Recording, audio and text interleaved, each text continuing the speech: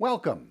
Today's program is Venous Thromboembolism, Critical Evaluation of Selected Principles.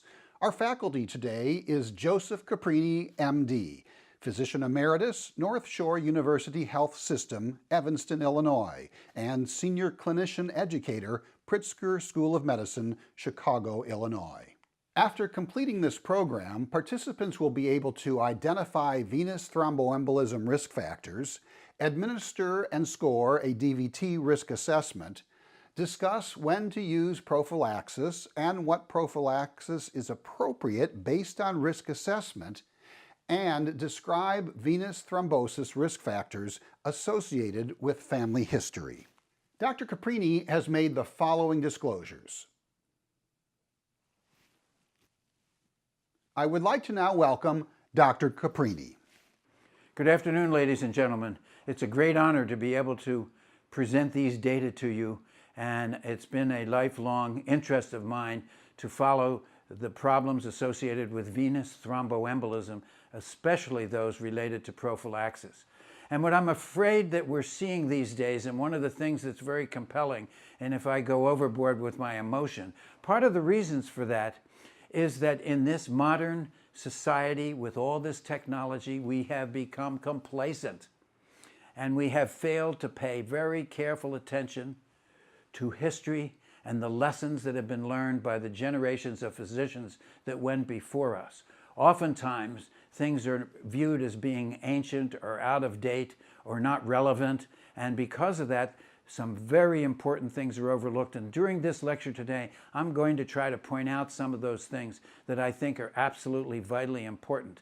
And if I make a comment that may sound negative against a guideline or American College or something like that, it's not meant to be negative, but it's just that in the modern day flow of things, we somehow have lost our perspective a little bit, and I'm here to try to bring some of that perspective back. In the United States, the precise number of people affected by venous thromboembolism is unknown. Although as many as 900,000 people could be affected, 1 to 2 per thousand each year in the United States. A variety of estimates about how many people die of PE ranging 60 to 100,000, and there's also an article by John Haidt that suggests that it's 300,000. But there's a lot of people that die. And then 10 to 30% of people will die within 1 month of diagnosis. And beyond that, 16.7% of people in a recent trial who had a pulmonary embolus and survived were dead at 3 months. Sudden death is the first symptom in about 25% of people, which denies any healthcare providers, especially those excellent emergency room doctors, from doing anything to save the patients. It is not often realized that people who have a deep vein thrombosis, a clot in the leg, 1/2 will have long-term complications known as the Post-Thrombotic Syndrome, with swelling, pain, discoloration, and scaling in the limbs. And we're going to show a few examples of that in a minute. 1/3 of people with a DVT or PE will have a recurrence within 10 years. And 5 to 8% of the US populations have one of the several genetic risk factors that we know about. And that increases the risk of thrombosis. Now, we can't afford to test everybody. And as a matter of fact, now with the Genome Project, we're eventually going to be able to get many, many more people and identify blood clots. And the fact of the matter is, if somebody's had a blood clot and their tests that we do now are negative, that doesn't mean that blood clots don't run in the family. And oftentimes they do with multiple people. And one of the things I want you to remember, normally when somebody presents a lecture, you remember about 3% of that lecture. Well, I want you to put this in the 3%. Don't ever forget to ask every single patient that you encounter whether or not only they've had a past history of venous thromboembolism, but is there a family history in a first, second, or third degree relative, or in somebody that you cohabitate with as a friend, as a boyfriend, girlfriend, as husband and wife, or whatever it is, because people that live together oftentimes have certain habits that may be conducive to this problem. Pulmonary embolism, here is a typical case. Patient presents to the emergency room with a non-productive cough, mild wheezing, dyspnea, which is shortness of breath, and moderate back pain for 5 days. On the surface, this is a pneumonia. You give the patient antibiotics, send the patient up to the floor. Well, what happened is that 3 days afterwards, a patient developed a fatal pulmonary embolus, and the patient didn't receive prophylaxis. Now you have to understand about the emergency room. The emergency room is characterized by hours of boredom, punctuated by moments of terror. A young woman coming in with a heartbeat of 250, you have to stop her heart with a Denison to get her back, a multiple auto accident, a big cardiac arrest from heart disease. So here's a pneumonia. They treated the pneumonia and moved on. Maybe they had 4 or 5 of those things I just described going on at the same time in the emergency room. So this slipped through the cracks. Now this isn't just a little regional hospital with 10 beds and a limited staff. This comes from my dear friend who's one of the foremost pulmonologists in the world, Victor Tapson, who's now in California, used to be at Duke. Here we see venous gangrene, and sometimes when people get anticoagulants, and this lady came in with a deep vein thrombosis, she was treated with intravenous heparin at the time, and 3 days later her leg got much worse, and with the black toes and so forth. And it was thought that maybe she had a condition known as phlegmasia, cerula, or albadolens, where the venous circulation gets so clotted that it blocks arterial inflow to the leg. And after evaluating this case, we don't have any tests. This is a case, I believe, of heparin-induced thrombocytopenia with thrombosis, an allergic reaction to the heparin, and oftentimes that results in an exaggerated clotting profile. So here's another pearl to remember. Anybody who's getting heparin, mostly unfractionated heparin, and those patients have an extension of their thrombosis or they have a new thrombosis in an unusual location, beware of heparin-induced thrombocytopenia. Another problem that we don't often think about, and by the way, I'd like to digress here just a second, because what I am enumerating at the present time are what I call the many faces of venous thromboembolism. And in some surgical specialties, they only consider clinically relevant or fatal pulmonary emboli during hospitalization as something to really focus their eyes on. And as you can see, you have to focus your attention to all of these various problems of venous thromboembolism, because there's a tremendous amount of morbidity and mortality and also permanent disability in these patients if they're not treated properly. And even if they are treated properly, some people still go on to have a bad event. And here we have a scenario, and as you know, the blood returning to the heart first goes to the right atrium. And the right atrium and left atrium are sitting aside from one another with a wall between them.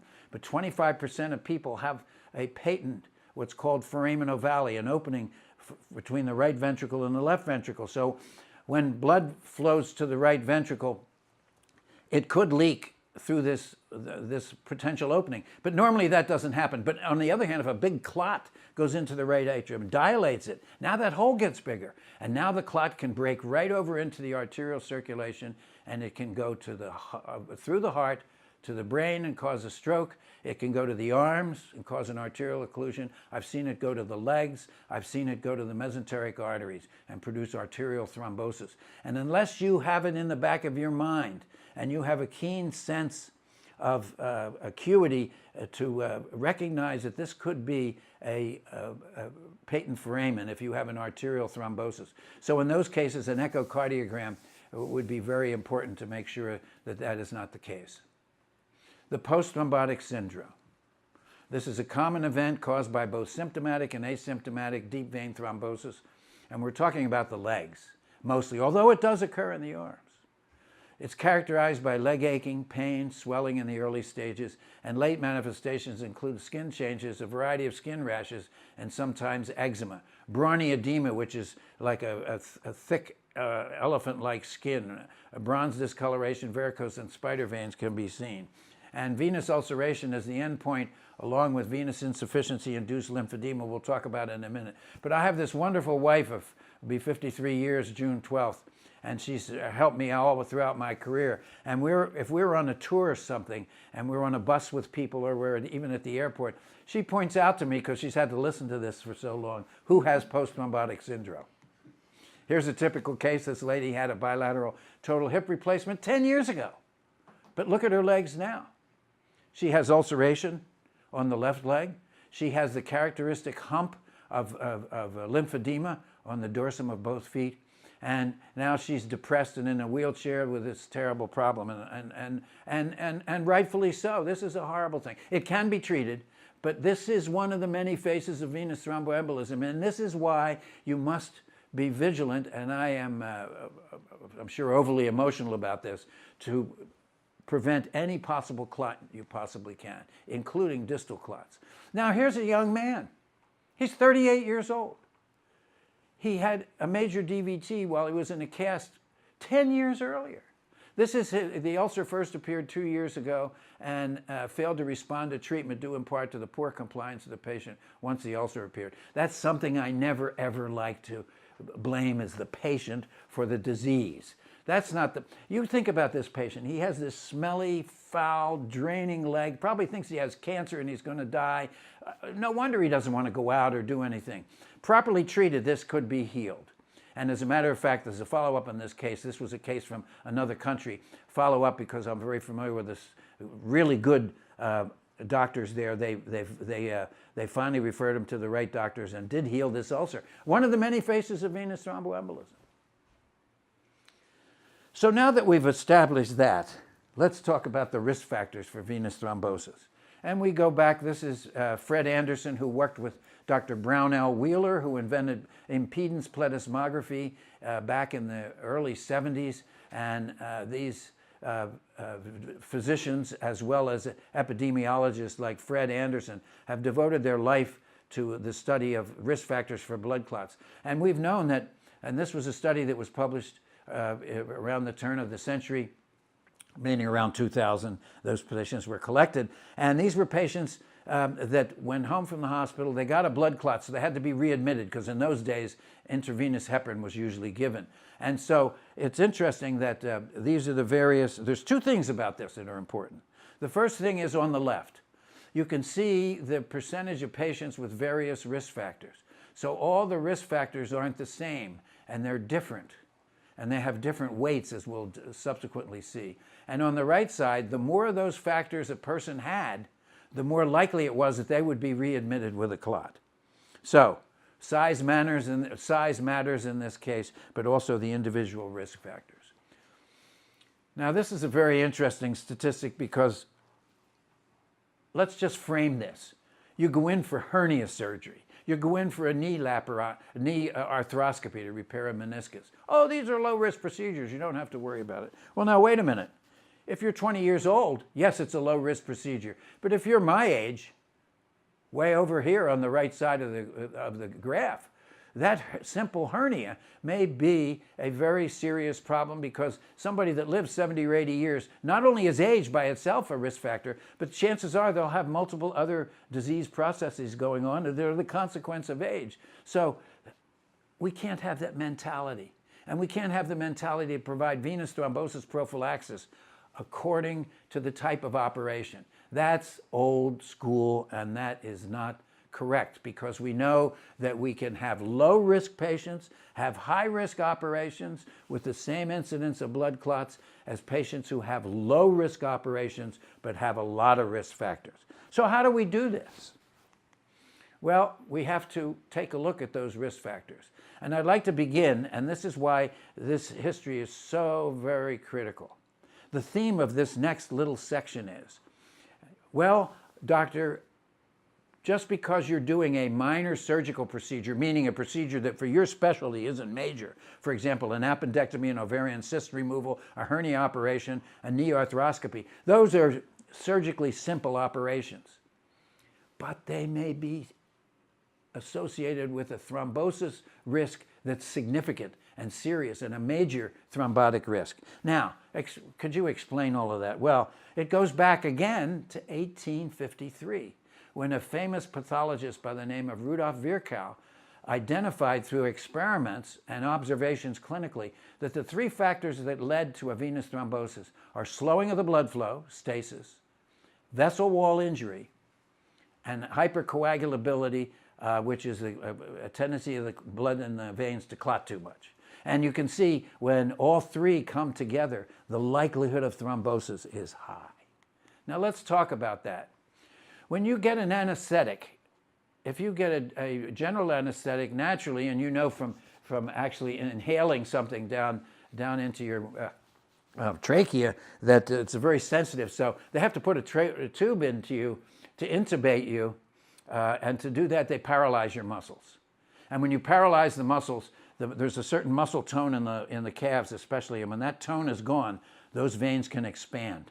And the longer they stay expanded, the more likely they will get over-distended because they have thin walls and develop cracks.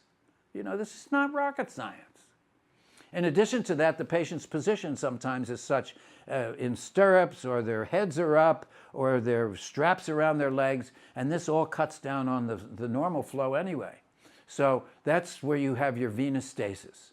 And then as a result of that, the veins get bigger and the walls crack, and then you have endothelial damage. Now, hypercoagulability. Well, something very simple here. Those tissues don't die just because they're paralyzed. They continue to metabolize, and those metabolic waste products are now sitting in this puddle of static blood in contact with these cracked vessels. No wonder everybody doesn't get a clot during surgery. And as a matter of fact, half of the clots are thought to occur in the operating room table. These studies go back to the 70s, and one of the reasons for that is these phenomenon. And that's why the use of intermittent pneumatic compression pumps to squeeze the legs during surgery are absolutely mandatory to reduce these effects. And something I've seen recently where some people have said, well, if you just put the compression on the non-operated leg, it'll be good enough. It does nothing for the operated leg. If you're doing that, you have to put something on the foot to cause compression. But putting it on the opposite leg has no effect on the operated leg. Now, here is an experiment which is a 1,000,000 power micrograph of a capillary. Now, the capillary, of course, is the junction between the artery. The blood's coming in the arteries get smaller, smaller, smaller, till they become microscopic capillaries. And that's where the secret of life is, where the exchange of oxygen and nutrients into the tissues and the absorption of waste products into the capillaries occur. And now when they're over-distended and there's cracks, that's a very bad thing. And as a result of those cracks, two things happen. The first thing is that because of this hypercoagulable condition where the blood is sitting there and the metabolic waste products are actually toxic, in a sense they're supposed to be carried away to be cleared by the liver and kidneys, that you can have a clot start. And don't forget, some people are hypercoagulable going to the operation because they have infection, they have injury, they have cancer. So that all of those effects are exaggerated. But here's what happens with the cracks. Now the next thing, this is a video that shows a white cell turning into an adhesion molecule because the flow has slowed, and you saw the picture got dark. And when the flow slows down in the veins, what happens is, over and above the distension problem, is these adhesion molecules tend to land on the capillary surface. They extrude cytokines, which are inflammatory markers, because there is an association between inflammation and thrombosis, create a hole in the capillary. Others come along and join in the reaction, and as you can see, this capillary is now permanently damaged. And ladies and gentlemen, those are the effects of an anesthetic, general or regional, that if it lasts, and that's why if it lasts over an hour, then there's a certain risk of thrombosis. But in order to emphasize that point, enter Dr. Maxwell Borough. Genius occurs everywhere. Now, he practiced at the Somerville, New Jersey Community Hospital and the Somerset Medical Center, which later it was called, and he became chief of surgery there. He was rabid about blood clots. So he studied 1,000 patients in 1981 and in the late 70s and into the early 80s, where he followed them very carefully after surgery. He did invasive tests to make sure that if there was a clot diagnosed, it wasn't just clinical, but he was looking at all clots with fibrinogen scanning and bilateral venographic confirmation of positive scans.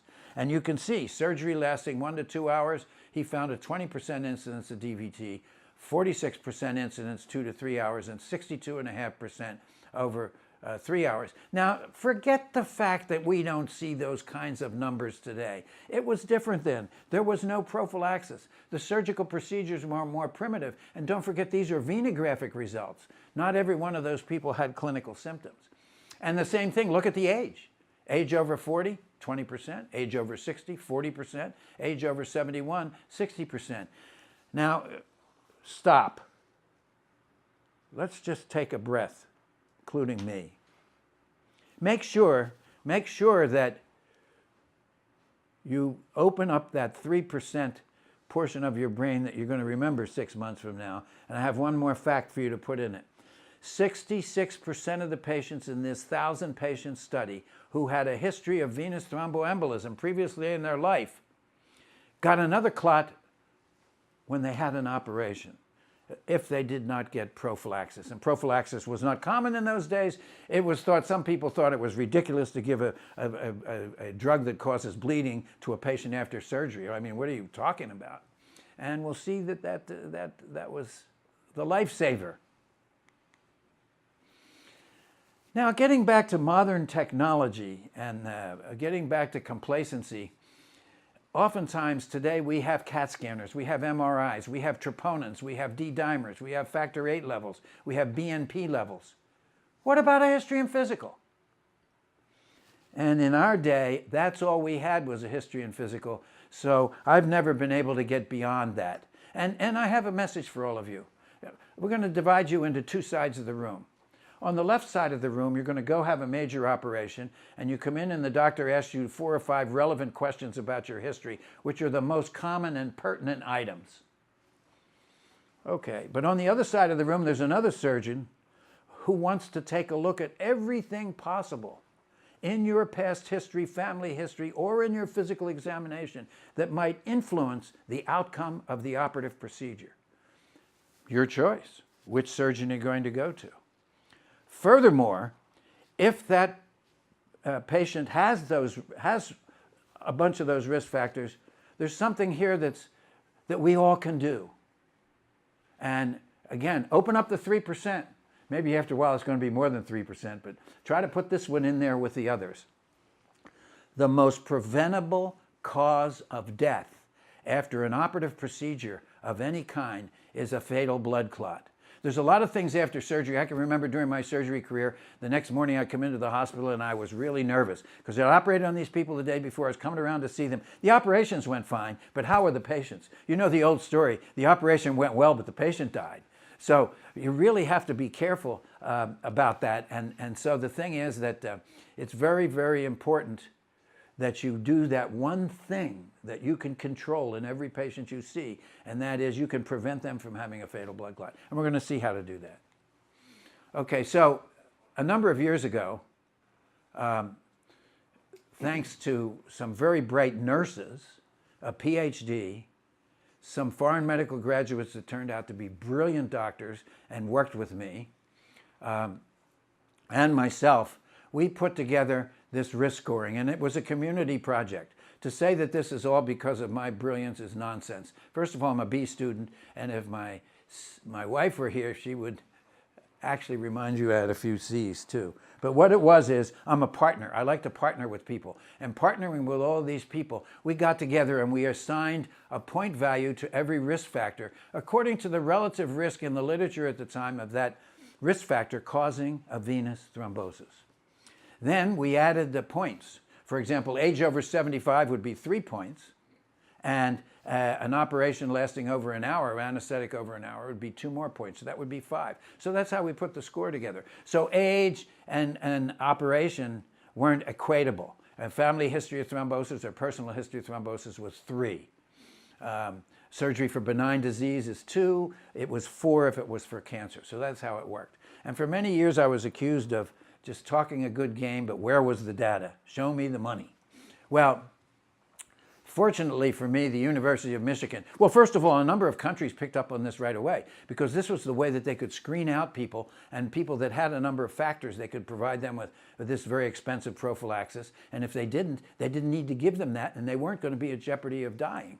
So that became very popular. But the University of Michigan, Tom Wakefield, Vanita Ball, Peter Henke, Andrea Obi, and some others, Skip Campbell, all those people put together a prospective trial trying out this score. And this was the original score, and there are risk factors that are worth a point, risk factors worth 2 points, risk factors were 3 points. For some reason, we never had a 4-point risk factor, and risk factors for 5 points. Now, that's too small for you, but what I'd like you to do is, whether you have an Android or an iPhone, is that we have a free app which has these, you can do the risk score actually on the app. You could also go to venusdisease.com and my website, and you could do the risk factor score there. And later I'm going to introduce you to what my brilliant young people came up with to facilitate collection of the score.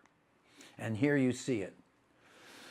We have been told, in fact, a recent orthopedic surgeon told me, you know, Dr. Caprini, I'd love to do a complete history and physical and ask the patient 30 or 35 questions. Today's world, we just don't have time. We've got to crank out the RVTs. We have to see the patients. We have pressures on all sides, and reimbursement is down, and all these problems. And my students, first, I had the idea, but my students are the one that made it real. I said, what happens when you go to the dentist's office? You got to fill out your health history. Why wouldn't you have the patient when they come in and they're going to have surgery in 2 weeks or whenever, take their history and take it home and share it with their family? How many times I've been to the doctor and I'll come home and my wonderful wife will say, well, did you ask him this? No. Did you ask him that? No. Did you talk to the doctor? So the team sport where the loved ones get involved in answering the questions is very important, especially for family history. But these young people did something even more important. They interviewed a bunch of DVT patients who'd had a DVT in the past, and they asked them to do the standard score that I showed you in the previous slide. And then they sat down in a think tank, and they said, which of these questions didn't you understand? Because half of it is in doctorese. And so from that, they created a patient-friendly form in patient language in order to make it understandable. And then they tested it on a new group of people who filled out the form. And again, they came back and told them what they didn't like and didn't understand. Then they refined it again and sent it out to a third group. And that third group did their risk assessment, and then they were independently assessed by a physician or a skilled provider. And as a result of that, the results were combined. And as you can see, there was almost a perfect agreement between the physician done and the patient done risk. There were a few problems. Now, these problems would take about 5 minutes when you come in for surgery. Oh, by the way, let's stop. Anybody ever had an operation? What happens when you go in the day of surgery? Are you going to survive? Especially if you're a doctor. Is this guy going to have a good day or not? Number 2 is, how much pain am I going to be in? Number 3, how much work am I going to lose? Number 4, you know, I've got children. I got to take care of them and all that. And then how about this? Are they going to find cancer? Is that any time to be doing a risk assessment? It's ridiculous. So that's why a lot of times those risk assessments done at that time are totally, you think I'm going to think about my family history? I want to know if I'm going to have cancer or not. Anyway, and I had that happen to me, and it turns out I had a spot on my lung. It turned out to be a piece of cartilage. But before surgery, I didn't, oh my God, what am I going to be in for? Anyway, so the 4 problems are they didn't really calculate the BMI very well, so that can be calculated quickly when they're seen. And you can take a look at their legs, see if they have pitting edema, indentation, and varicose veins, the same thing, not just spider veins. But a history of obstetrical complications. Obstetrical complications may signal an anticardiolipin or beta-2 glycoprotein abnormality. And now I remember I was in morbidity and mortality conference, and this patient, after a big operation, got a clot. And I said, what was her obstetrical history? And the chief snapped back at me and said, Joe, this lady's not having any babies. We're doing our operation to cure her cancer. And I said, yeah, but what you don't understand is that that lady may be carrying a factor, an acquired thrombophilic factor called anticardiolipin antibody or beta-2, one of 3 beta-2 abnormalities. And the only reason we know she's a carrier, we can't test everybody. The only reason we know she's a carrier is because when she had a pregnancy, she had toxemia, she had placental insufficiency, she had unplanned abortions, or she had a stillborn. And those are the clinical events that are very important to capture historically because they'll tip you off to who might be at very high risk for getting a blood clot afterwards, and that justify, even though you're doing a big operation and where there may be bleeding, to also give the proper anticoagulation. So, and another thing is family history. And I've got a list of 15 deaths in the last year and a half that I've been asked to look at, all in young people. The youngest person was 27, the oldest person was 52. They all had surgery, so-called not major surgery. They all went home. They all died of fatal pulmonary emboli. And the common denominator was a family history that was either never asked or it was overlooked because it was in a cousin or they didn't think it was important. The other thing is that the score, I've also been taught. So, oh, by the way, that's in 5 languages now, that form. And we're hoping to introduce that. You know, I have a form through the Illinois State Medical Society, and we're hoping to introduce the new patient-friendly form at some point in the future after we get all of the kinks worked out and after all the approvals and so forth. But it's in English, and we've also published it in Polish, in Chinese, in Arabic, and in Spanish. So, and these were all, it worked. And, you know, it continues to work because there's nothing so revealing as a careful history and physical. The other thing is people come in and they initially, oh yeah, so you do the initial form. But what happens after surgery if they have a leak and an anastomosis and they have an infection that has to be drained, they need a reoperation, then they get a central line for anticoagulants. Or we didn't know they had cancer, but after surgery we found out they had cancer. So this is a dynamic document and it has to be refined up to and including an after discharge because the risks can escalate as you go through this. Chart reviews. Chart reviews depend on the accuracy and the tenacity of the data collector, including the amount of time they have and the amount of records they have to review. Were all the question asked? And without sounding disparaging in any form, there's a National Surgical Quality Improvement Project that's a most wonderful project. There's over 5 million people in the database now, and a hospital can sign up for it, and they hire a dedicated nurse or reviewer, and he or she will take a look at 23 complications for the first 30 days in a select group of surgical patients, at least 1,500 of them, and report the results through the database. Remember what we said was the most common preventable cause of death after an operation? Venous thromboembolism. I'm not making this up, by the way. You'll see some more numbers. And a history of venous thromboembolism, a family history of venous thromboembolism. The use, the type, and duration of thrombosis prophylaxis is not in the database. So be very, when you people are looking at these beautiful large studies, 1 million patients with bariatric surgery, 800,000 hips, look at it with a little bit of a jaundiced eye because all of these facts, as they say, the devil's in the details, and those details aren't there. Christopher Panucci is one of the most brilliant young investigators I've ever encountered, and he is also a rabid risk assessment guru. And here's his latest study, which is now being presented, but now it has just recently been published, where he did a chart review at the University of Michigan looking for questions, and I'm just showing you two, the obstetrical history and the family history of thrombosis. And you can see that on the chart review, the incidence was very low, but then when the patients were interviewed face-to-face, look at how it jumped, 0.6% to 13%, highly statistically significant. So we have to look at chart reviews with a jaundiced eye, unless it's a prospective analysis where we know all the questions are asked and answered and that the patients had a face-to-face encounter. These are just 4 representative populations, and as you can see, this is another important point. And there's now 100 studies using this score around the world, over 25 languages. And these are peer-reviewed publications. And the results are basically the same. There's 4 or 5 negative articles, and we've written editorials to 2 of them because we've tried to and part of it's our fault. This is a complicated job to do this right. And in a few of those articles that didn't show the Caprini score worked, it was because it wasn't, they weren't done right. And in one in particular, in an orthopedic population, they only had complete data on 9% of the patients. Yet it got published. But now we have a new study coming out from New York that's going to show how that really works. But here's the point. There is an exponential increase in the incidence of venous thromboembolism with increasing scores. And what's fascinating is, take a look down here at this left lower one on head and neck surgery. Most of the time in head and neck surgery, there's a very low incidence of thrombosis. until you hit a score of 9. And then the incidence jumps to 18%. And the same thing in plastic surgery at 60 days. People that had elective plastic surgical procedures and had a score of over 8, 11% of them had an actual clinical clot. So this is really important. And this seems to hold true for every population done.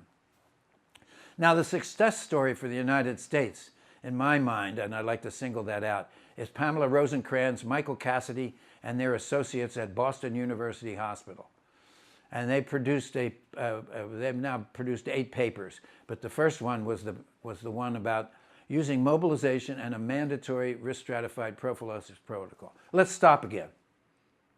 To all of you out there that are interested in trying out the Caprini score to help your patients, if you don't tie it to mandatory prophylactic protocols, that of course the surgeon could always opt out if there's a reason, but otherwise they have to comply with the protocol, forget about the risk assessment, because it's not going to work. People aren't going to do it. It has to be tied mandatorily to a prophylaxis plan. So here we go. They divided people into lowest, low, moderate, high, and highest risk group. So the first 3 groups, there was 100% compliance with the doctors, and they could do whatever they want during the hospitalization. And as you'll see subsequently, giving them a dose of heparin or even giving them anticoagulants during the hospitalization. The only reason that they have it listed on the slide, this was in the era when the mandatory SCIP program was in place, Surgical Care Improvement Project, whereas a JACO mandate, they had to give at least 1 shot after surgery. But we don't recommend that anymore because it doesn't work, and you'll see why. Those people that are truly at risk, which means their score was 5 to 8, they got prophylaxis. Now, get ready for this. This is a really, really complicated statement. They get prophylaxis for the period of time shown in clinical trials to be associated with an efficacy, a good result, 7 to 10 days. You can't give 1 or 2 doses of an anticoagulant. Would you give 1 or 2 doses for a staph, a MRSA staph? Would you do that for a kidney empyema with sepsis throughout the body? Would you do it for a meningococcemia? Of course you wouldn't. You could look at the clinical trials. What do they dictate for those trials? What's the length of prophylaxis? What's the dose? So these people got a week of prophylaxis. That meant in many cases they went home and had to give themselves heparin shots. But if their score was 9 or above, they had to do it for 30 days. 89% compiled with 7 days, 30 days, 77%. So 3 out of 4. And you're going to say, oh yeah, Dr. Caprini, I'm sure this was some real Boston hospital in the rich neighborhood, right? No, no, no. This was an indigent hospital, 503 beds. And the administrators worked, God bless the administrators, they worked a deal out with the drug companies to provide every single patient with the length of prophylaxis they needed, regardless of their ability to pay for it. Now, as you can see, this is not a very popular program. And for those of you on Medicare, you know there's a donut hole. So this is a really hard thing to implement. But look what happens when you implement it. The incidence of venous thromboembolism at 30 days on the surgical surfaces nearly went away, down to 1/10 to 0.2%. Now, I wouldn't say this as a treatment recommendation, but now there are other drugs that you don't have to have injections for. And as we get the trials coming in, they're in for orthopedics.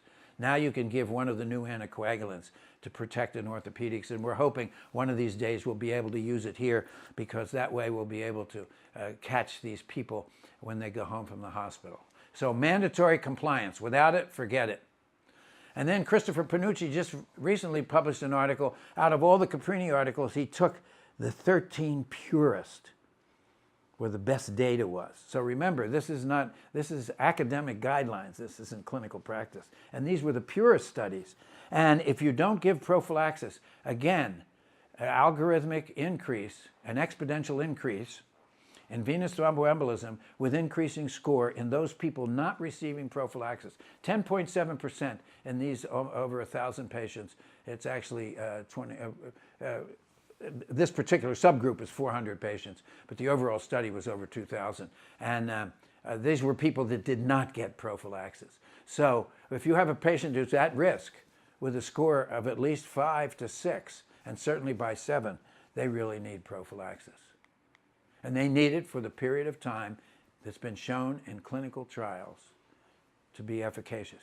The next point about this score, which is absolutely one of the most critical, is that in this population, 75% of the people didn't need anticoagulants. So there was no risk of bleeding. And they could use physical methods, stocking, pneumatic compression, and they would be protected. So that part of the score is whom do you give it and whom don't you give it? And then for how long? Now, I want to remind everybody, I've run into this in my over 40 years of practice. I'll come into a situation and maybe I'll be asked for a second opinion and I'll give the opinion and the primary doctor will come back and say, well, Dr. Caprini, there's no good evidence for that. The clinical trials, there's nothing in CHEST consensus guidelines that justifies you doing that. And I would then have to say, well, and I had this printed out. I'd like to read to you CHEST guidelines, 1.4.5. Application of evidence to individual patients. Since most thromboprophylaxis studies excluded patients who were at particularly high risk for either VTE or adverse outcomes, their results may not apply to those with previous VTE or with an increased risk of bleeding. In these circumstances, clinical judgment may appropriately warrant the use of a thromboprophylaxis option that differs from the recommended approach. That's especially true for past history or family history of thrombosis. I showed you the data on that starting in 1981. Forget it and you'll have to relearn it. That's the first thing. The second thing is, as a practical example of what I'm saying is that if you go to the orthopedic section in CHEST says, we recommend against routine prophylaxis after lower extremity fractures, tibial fractures, fibular fractures. And then it says in the fine print, which now that I'm retired, I'm able to spend more time reading the fine print. The trials used to produce this guideline, are you ready for this? Excluded high-risk patients. Well, who's going to give low-risk patients prophylaxis after they have a fracture and watch them bleed? You must make sure that if you're going to give them something that's going to cause them to bleed, that you have good cause. So you have to have people that have high risk factors. So you're a witness, Your Honor, no further questions. We also have to take a look, now be very cognizant of the fact that these are 33 clinical trials in 33,000 patients that show the bleeding complications from giving low-dose heparin or unfractionated heparin. See how many deaths there were? People don't die from prophylaxis. They may have a bleeding complication, and they may even have a bad joint as a result of that. They can still play checkers with their grandkids. Postoperative death and bleeding is very rare. Withholding anticoagulant in surgical patients is associated with an increased incidence of fatal TE. Show me the data, you say. Well, let's go back to 1975. VJ Kakar, the youngest surgeon to ever present the academic address at the annual Royal College of Surgeons meeting in London. God rest his soul, he just died this last year. Set the stage with a clinical trial of 4,121 patients in 28 medical centers in the UK and Europe, where people were randomized to be usual care or get 7 to 10 days of unfractionated heparin. The deaths in the control group were 16. There were 2 deaths in the treated group. Ulrich Gruber from Switzerland, who was a famous investigator, challenged these results and said that Kakar had fudged some results, and there was some controversy about that, just like some of the controversies we have today.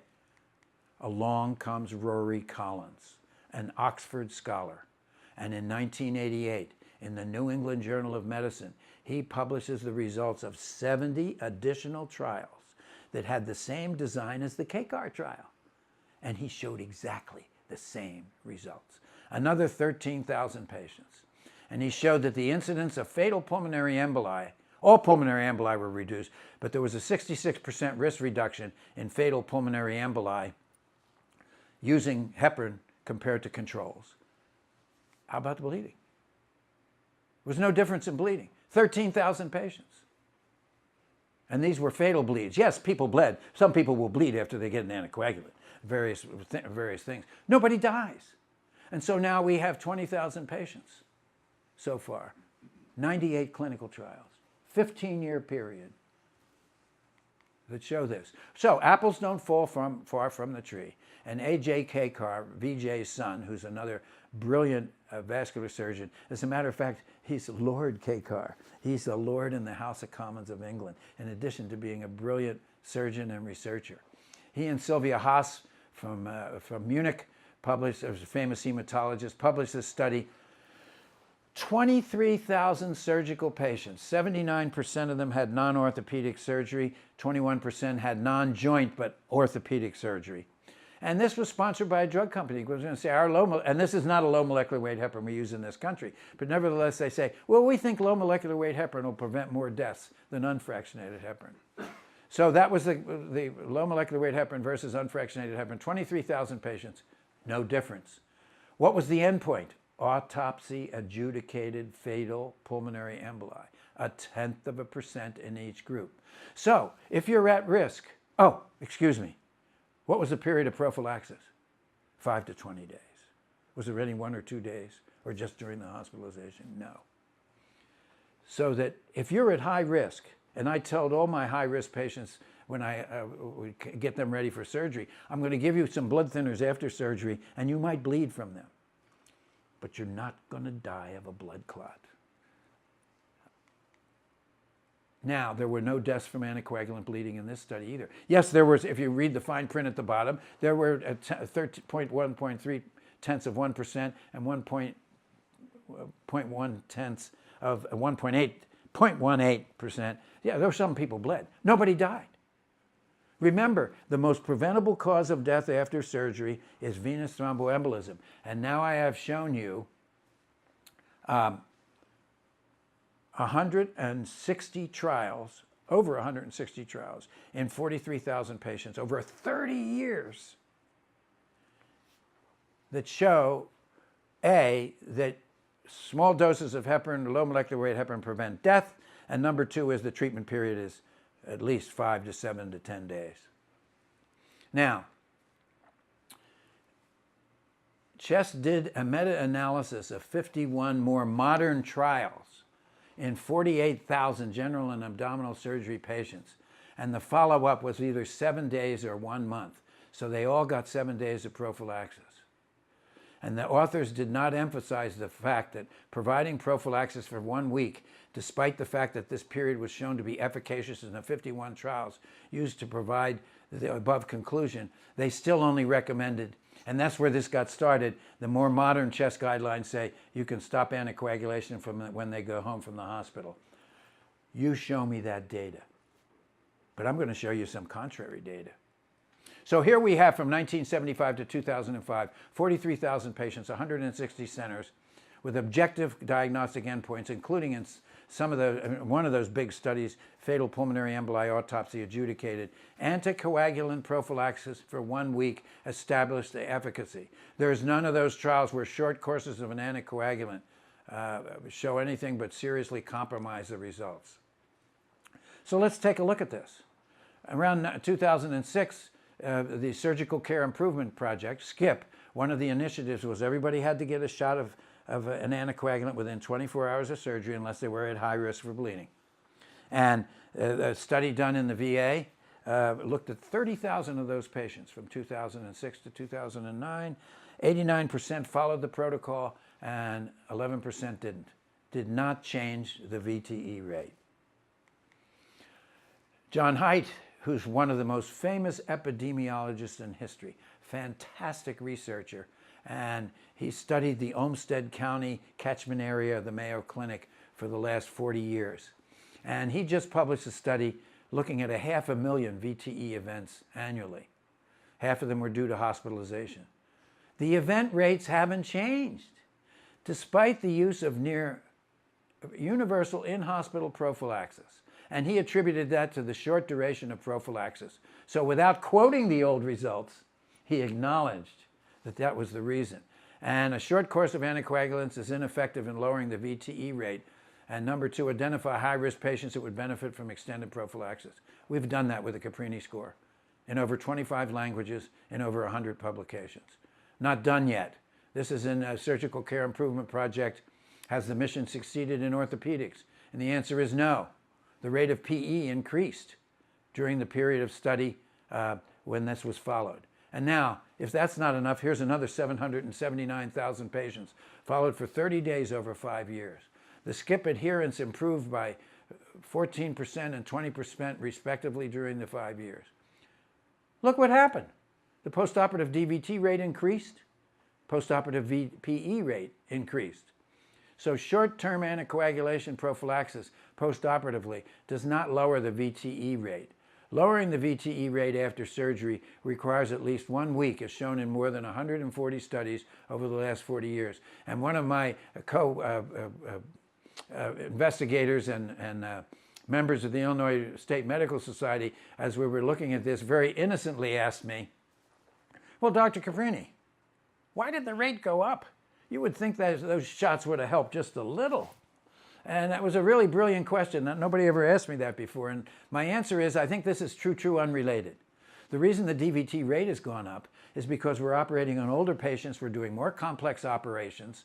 And so by necessity, they have more comorbidities.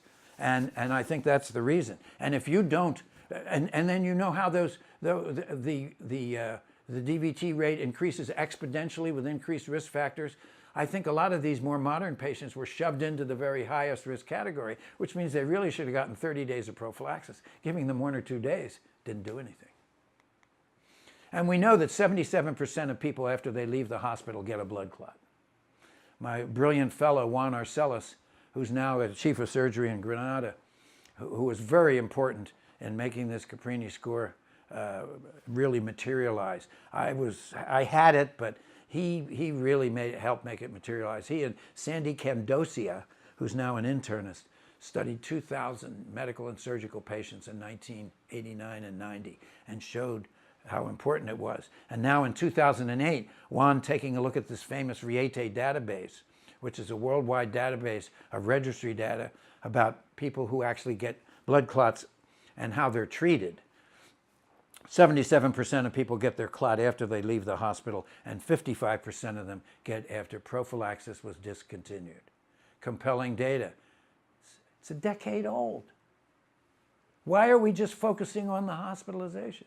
This data is a decade old. 138 centers. There's now 70,000 patients in the Riete registry.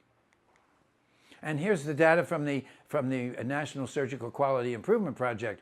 Despite the fact that we don't have any of the criteria we would like to have for DVT, it showed, look at the incidence of pulmonary embolism in 2 million patients for the first 30 days. How many patients are in the hospital for 30 days? Some people never even get into the hospital. And so the evidence for providing prophylaxis for the period of time the person's at risk is overwhelming. Chest in 2004 considered a history of thromboembolism in the highest risk group, along with cancer, indicated that the risk of thrombosis, based on the historical venographic studies, could be as high as 40 to 80%. In 2008, they also said selected high-risk patients, including some of those who have gone major cancer surgery or have previously had VTE, we suggest 28 days of prophylaxis. Well, in 2012, there are 3 more big studies, including the Botaro meta-analysis, where all had benign and malignant patients in it, where it really emphasized the data that was previously shown by Chest to be true, and that is that 28 days of prophylaxis was better than 7 days of prophylaxis, but they left out the history of DVT. And I still haven't figured that out, despite the fact that the incidence of DVT and proximal DVT was reduced 75% with 28 days of prophylaxis. And remember Dr. Borrow? Anybody remember Dr. Borrow? 1981, 66% of people who had a history of thrombosis got another clot without prophylaxis. Is 28 days of prophylaxis better than 7 days? That's what Jets told us for a decade. Your witness, Your Honor. I can't add anything more to that. Now, you have a patient that has 5 or 6 risk factors. They have a major cancer operation, which is 4. They're over 75, which is 3 more. That's 7. They're overweight, which is 8. They have swollen legs, which is 9. And their mother died of a That patient is getting out of bed for the first time, and this is in hospital plans and indications. They'll put the Caprini score down and they'll say prophylaxis should be continued until the patient is ambulatory or goes home from the hospital, and in some cases for 7 days. I have not seen, what, you have a patient with a risk factors of 12, and of course now they're in bed, so it's 13. So take away the risk factor for being at bed rest. So you go from 13 to 12. Does that mean you can stop prophylaxis? Not on my watch. And I think that's a bad initiative. And sometimes nurses will come around and say, we've got to give you this shot, but it's painful. But if you'll just get up and walk around, it'll help prevent a blood clot. Walking around, but it's not going to overcome the myriad of factors that puts you in a very high risk group. We said this, Boro. So, family history. If anybody here has ever had surgery, tell me if the surgeon ever asked you if there's a family history of thrombosis. Not a blanket statement, is there any cardiovascular disease? That's what's usually in those forms you fill out. It's the most frequently missed or ignored risk factor. And here's a study in 183,000 patients. And if anybody out there can tell me why this isn't included in the latest up-to-date summary of a family history of thrombosis, I'd be interested to know. Because it's 183 patients followed for over 20 years, and it was published in the prestigious Thrombosis and Hemostasis Journal in 2013. And the study showed an increased VTE risk, not only among first-degree relatives, but also second and third-degree relatives. And the genetic component of the family clustering of VTE is strong. You know what? Clots run in your family. Just because we can't diagnose all the reasons for that, the Genome Project is going to help us. But the family history is potentially useful for clinical VTE risk assessment, even in second and third degree relatives. And here we have non-biologic relatives, people that live together. And of course, they might be sedentary, they might be eating a bad diet, they might be smokers, they might be heavy drinkers, they might have sleep-induced apnea because of their overweight, and cardiomyopathies due to ventricular dysfunction because of being very overweight. So it's no wonder that there is a slight association, but it's not great. But it's important. This is important. This is an important study. This is an important concept. And again, the title of it is, well, blood clots just tend to run in families, like a lot of other things. Family history is a risk indicator for a first venous thrombosis, regardless of the other risk factors identified. In clinical practice, this is key. This is Archives of Internal Medicine, 2009. In clinical practice, family history may be more useful for risk assessment than thrombophilia testing. And of course, today we can't afford to do thrombophilia testing in everybody. As a matter of fact, a lot of it is turned down by insurance companies. But you can go back and ask the history. And if the family history may reflect genetic factors, and the carriers of genetic factors are at increased risk of a first venous thrombosis, particularly when exposed to environmental triggers such as this. So, your mother had a clot, and now you're having an operation. And unbeknownst to you or your mother, she has a factor V Leiden or a prothrombin gene defect. Well, now your mother not only has had a history of a clot, but she's had a genetic defect. And you're over the age of 75, you're immobilized, you're at extended bed rest, you have cancer, and so you have multiple additional environmental triggers. Your chance of a blood clot is 60-fold higher than somebody without that family history. And that's very compelling. Patients with a positive family history, a third of them when tested are found to have a risk factor, and the chance of finding a genetic risk factor was up to 36% with several affected relatives. The relative risks associated with a positive family history was of similar magnitude as a genetic risk factor itself. So in conclusion, the risk assessment using the Caprini score is one road to Rome. There are many roads to Rome. But utilizing a patient-friendly form that's filled out by the patient, is verified by the doctor, avoiding chart review, done face-to-face, and updated in a dynamic fashion during hospitalization and after is critical. Patient goes home okay, but we find out that they're in a wheelchair when they go home because they're too much pain. Well, you got to keep track of that. Appropriate prophylaxis for at-risk patients cannot be discontinued just because the patient becomes ambulatory. Anticoagulant prophylaxis does not cause bleeding, but saves lives. Extended prophylaxis for at least 28 days for cancer, joint replacement, prior VTE, and/or a score of greater than 8. Continue prophylaxis for as long as the risk is ongoing. Like Yogi would say, as long as the patient's at risk for thrombosis, the patient's at risk. And pay very careful attention to personnel and family history of VTE in first, second, and third generation individuals. Ladies and gentlemen, thank you so much for your attention.